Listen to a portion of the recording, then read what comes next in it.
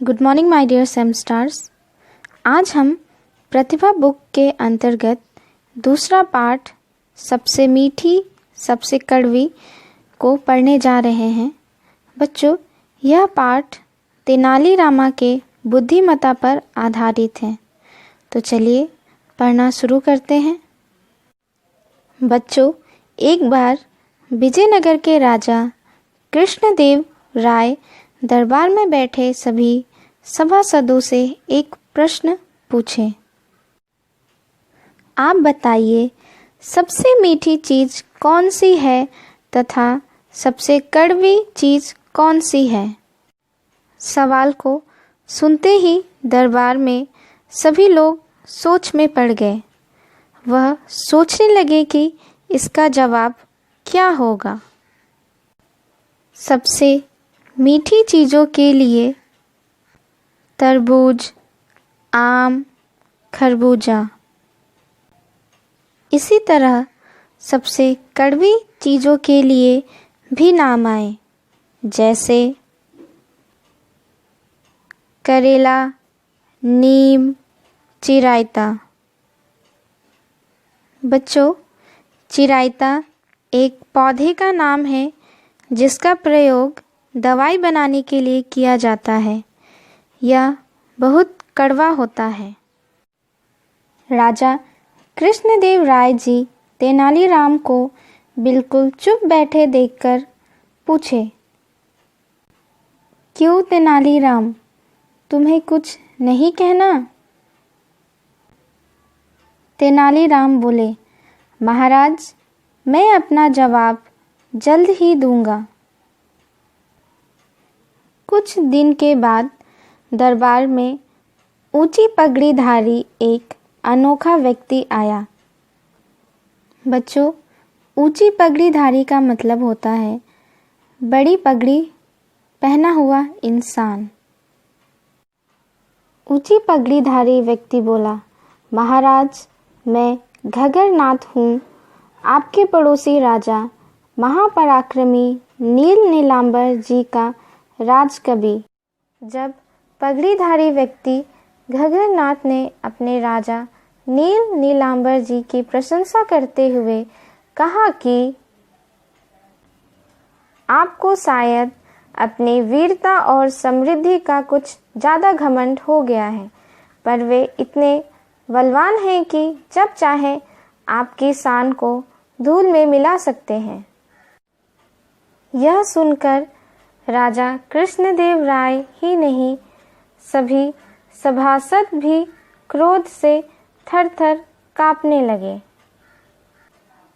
महाराज कृष्णदेव राय क्रोध में भरकर बोले, ठहर दुष्ट, तुझे तेरी दुष्टता की सजा मिलेगी।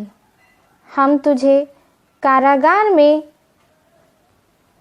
महाराज की पूरी बात करने से पहले ही घग्गरनाथ ने अपनी पगड़ी और दाढ़ी को उतार लिया, जिसे देखकर सभी सभासद चौंक गए।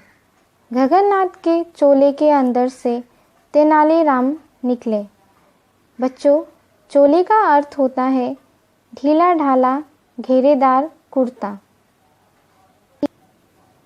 तेनालीराम हंसते हुए बोले, हे पृथ्वीनाथ, किसकी हिम्मत है कि दरबार में आपकी बेअदबी कर सके?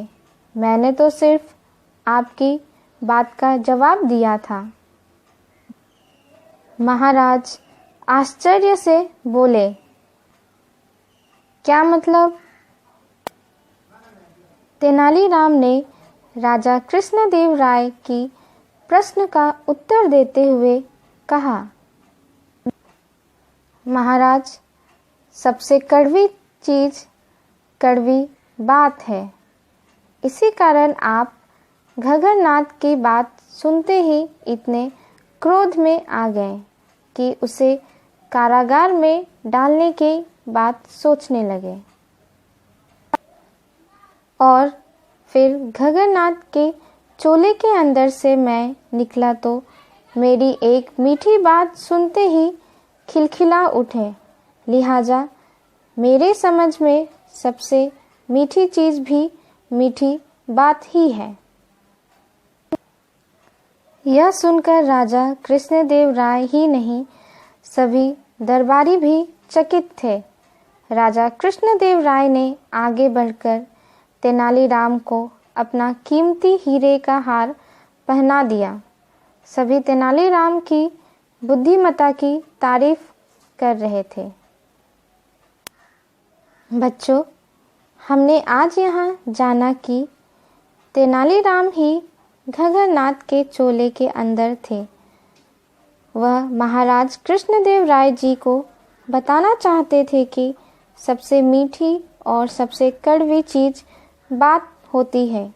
यदि हम किसी से बुरे तरीके से बात करते हैं तो वह उस इंसान के लिए सबसे कड़वी चीज़ हो जाएगी।